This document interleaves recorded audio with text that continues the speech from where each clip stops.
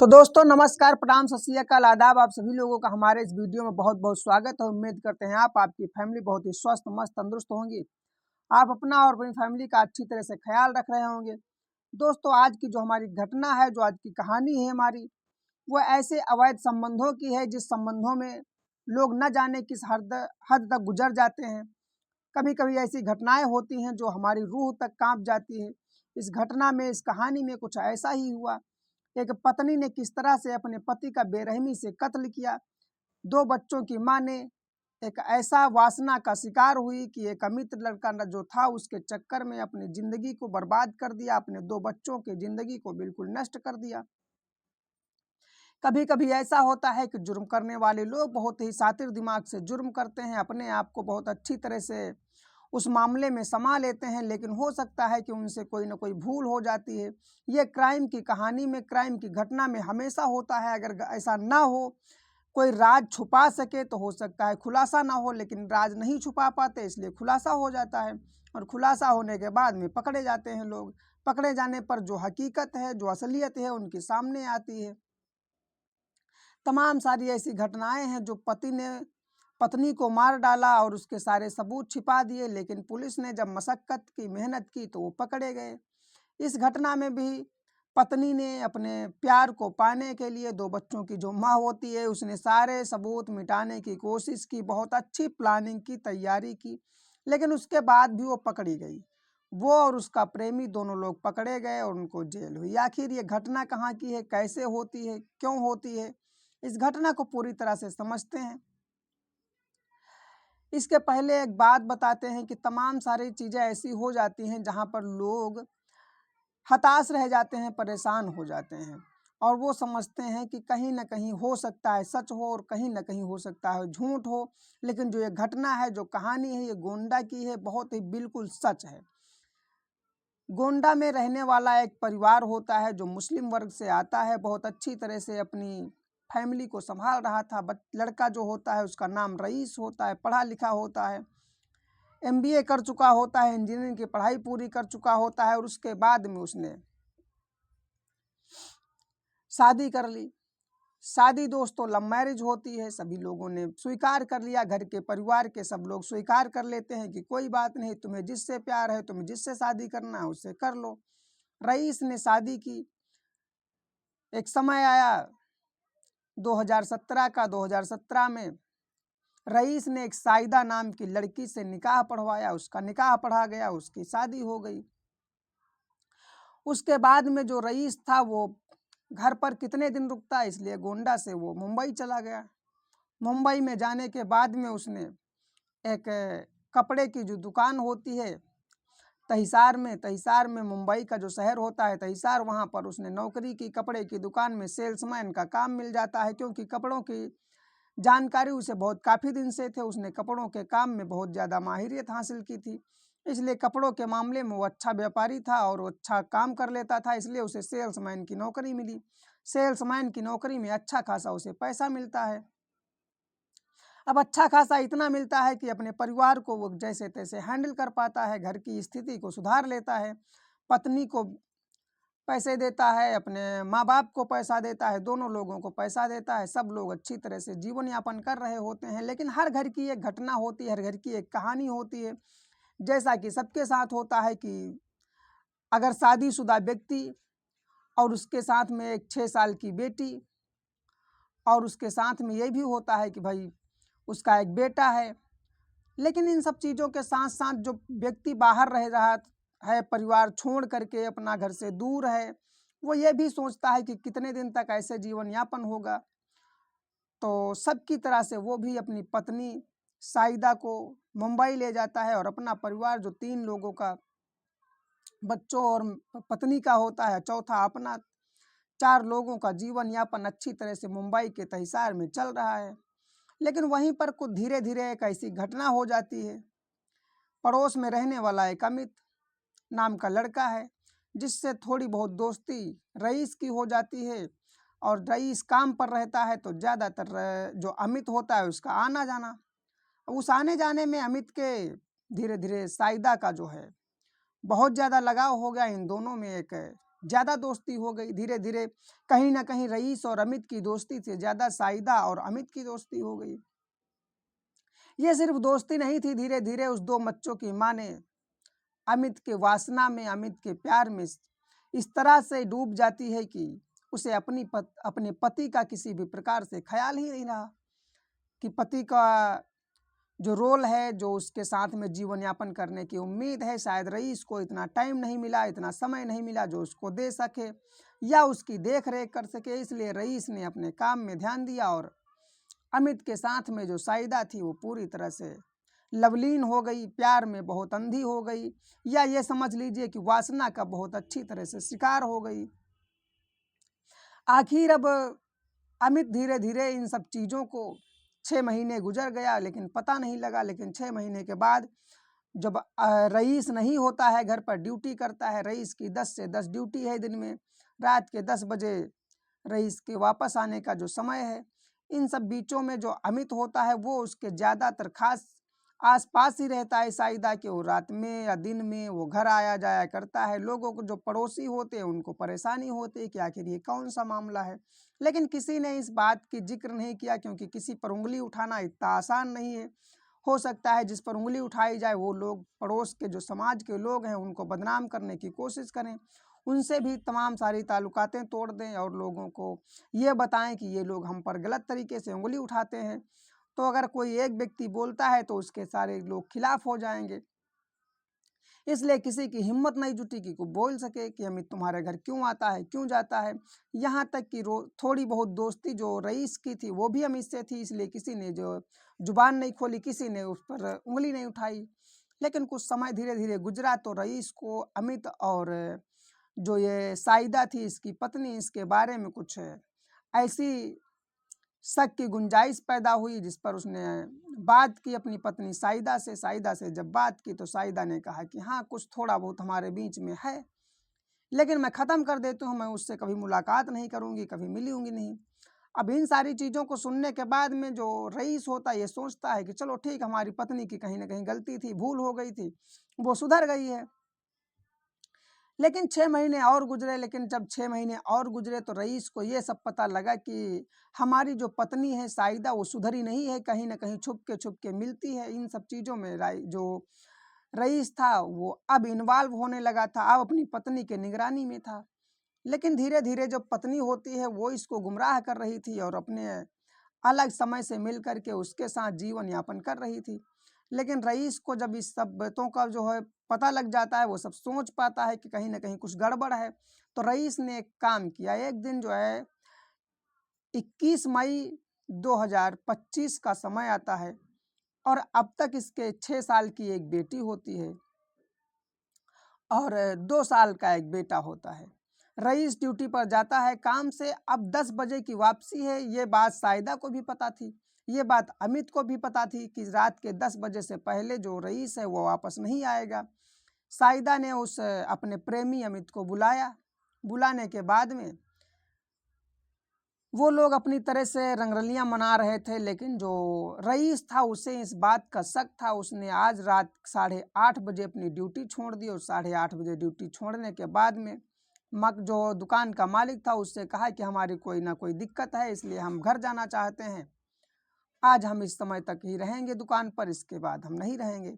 8:30 बजे जो रईस होता है वो घर दुकान से निकलता है और अपने घर पहुंचता है। घर का दरवाज़ा नॉक करता है, मतलब खटखटाता है, तो पता लगता है कि उसकी बीवी बहुत देर में दरवाजे को खोलती है।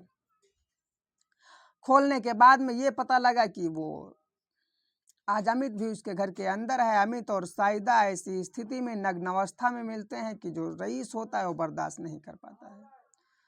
रईस जब बर्दाश्त नहीं किया इन सब चीज़ों को तो तमाम सारी चीज़ें ऐसी हो गई हैं, पता नहीं क्या हुआ उस बीच में। लेकिन इस घटना को बस यही छोड़ते हैं, आगे की बात करते हैं कि 21 मई का ये समय होता है और 21 मई के बाद में 24 मई का समय हो जाता है और अब तक किसी ने रईस को देखा ही नहीं। अब आखिर हुआ तो हुआ क्या, रईस को जब किसी ने देखा नहीं और जो रईस होता है वो अपने घर पर अपने माँ बाप से रोज परमानेंट आज अगर बात नहीं हो पाई तो दूसरे दिन जरूर बात करता था, घर पर हाल चाल लेना और घर से बात करना, माँ से और अपने पिता से बातचीत करना, उनसे हाल चाल लेना और उनको आश्वासन देना कि तुम्हें कोई परेशानी है, कोई तकलीफ है, कोई दुख है तो मैं पैसे की जो समस्या है वो हल कर दूंगा, अगर कोई और दिक्कत भी है तो मैं आऊँगा तो वहाँ पर देख लूँगा। ये सारी चीज़ें रईस और उनके घर वालों में बातचीत होती थी, लेकिन 21 मई से लेकर के 24 मई तक कोई भी बातचीत नहीं होती है, किसी प्रकार का जो मामला है वो सामने नहीं आता है। लेकिन फ़ोन जब घर से आता है तो उसकी पत्नी जो साइदा होती है वो फ़ोन उठाती है 24 मई को और कहती है कि बिना बताए घर से कहीं चले गए हैं, हमें नहीं मालूम कि कहाँ हैं कहाँ नहीं हैं। इस मामले को लेकर के घर वाले बहुत ही सतर्क थे, क्योंकि ये भी बात जानते थे कि कहीं न कहीं साइदा हरकतों में अच्छी नहीं है, इसलिए तुरंत ही 25 मई को उसके एक छोटे भाई यानी रईस के छोटे भाई अनीस को मुंबई भेजा जाता है।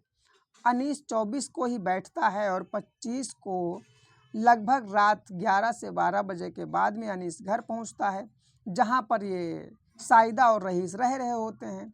जब वहां पहुंचता है तो वहां उन लोगों से जब अपनी भाभी से पूछता है, बात करता है तो कहती है कि कुछ थोड़ी बहुत कहा सुनी भाई, घर से चले गए, उसके बाद वो वापस नहीं आए।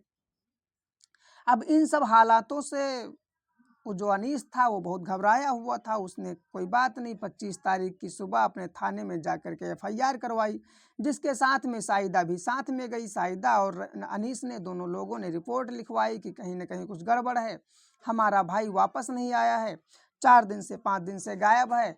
और इस मामले में जो वो साइदा और वो जो अनीस था दोनों लोग उसमें इन्वॉल्व थे, उस रिपोर्ट लिखाने में, पता लगाने में।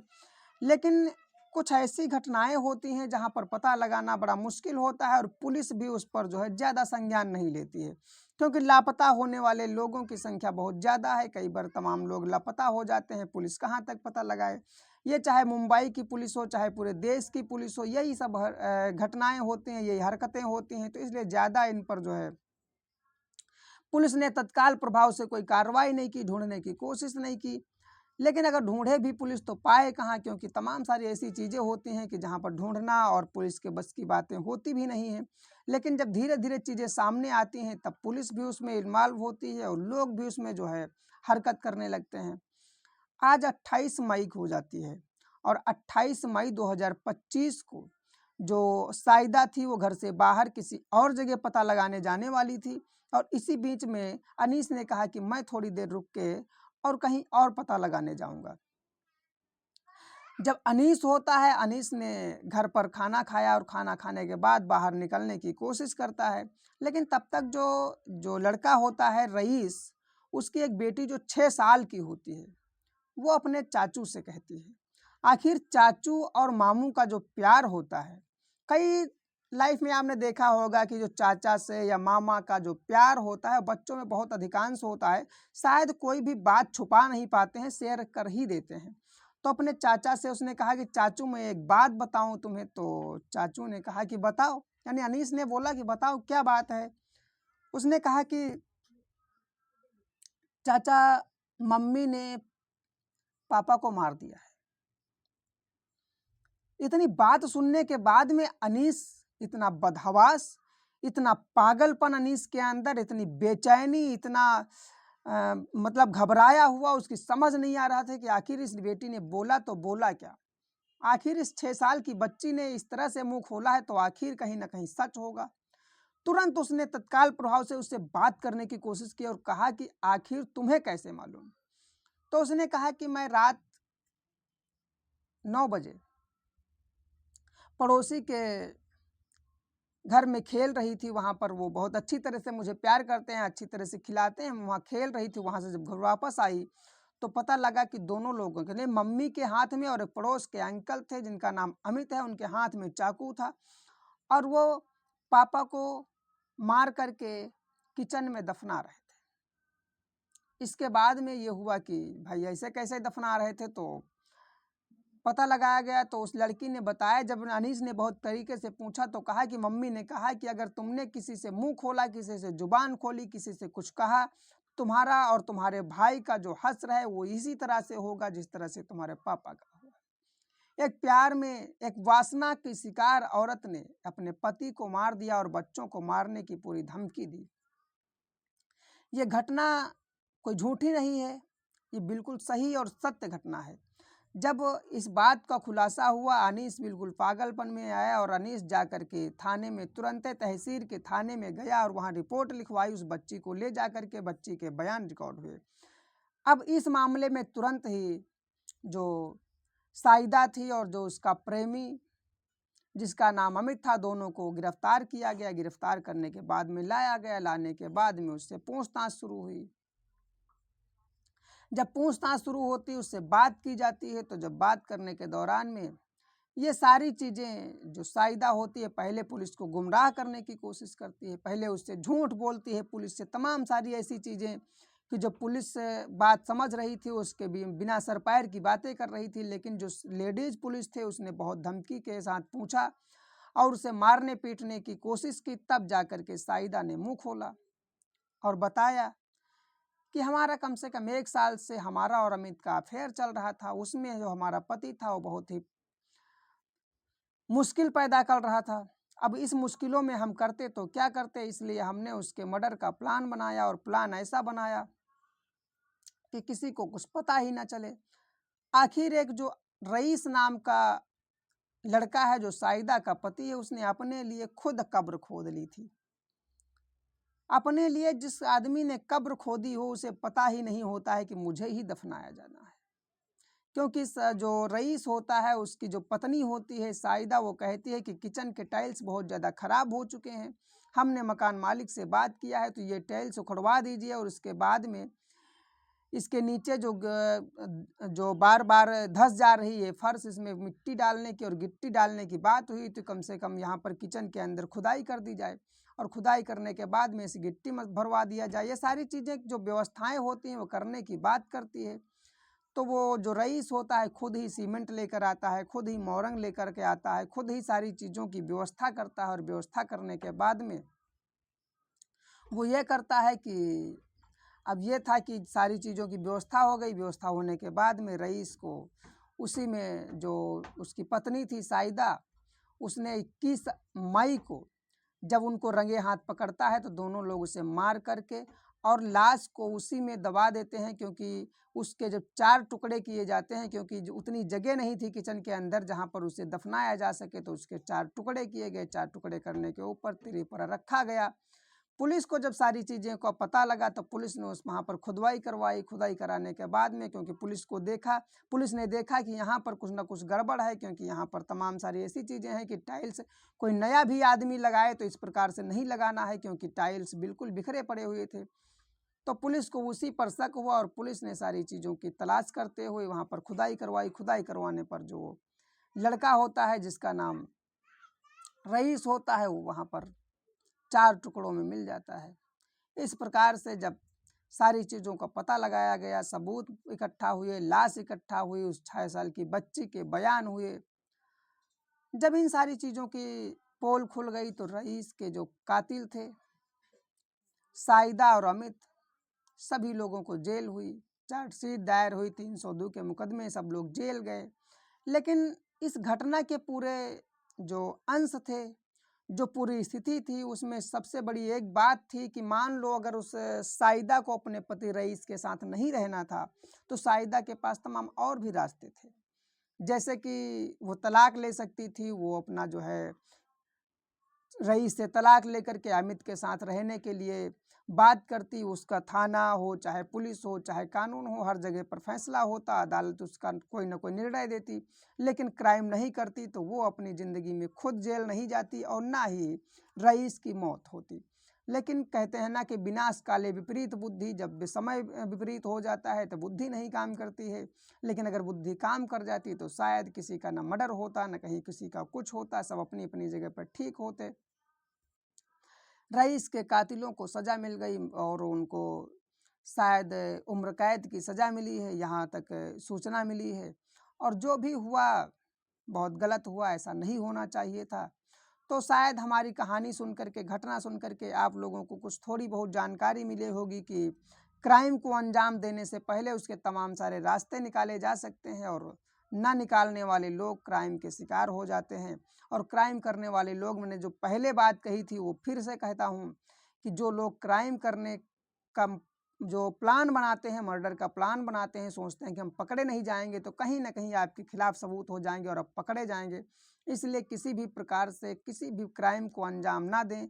हो सके जहाँ तक तहाँ तक अपनी बात कानून से लेकर के समाज के तमाम ऐसे अनुभवी लोगों तक रखें ताकि तुम्हारा कोई रिहर्सल मिल सके, तुम्हें कोई ऐसी राय मिल सके ताकि किसी का जीवन बर्बाद ना हो, ना किसी की मौत हो और ना किसी को जेल हो, ना कोई क्राइम हो।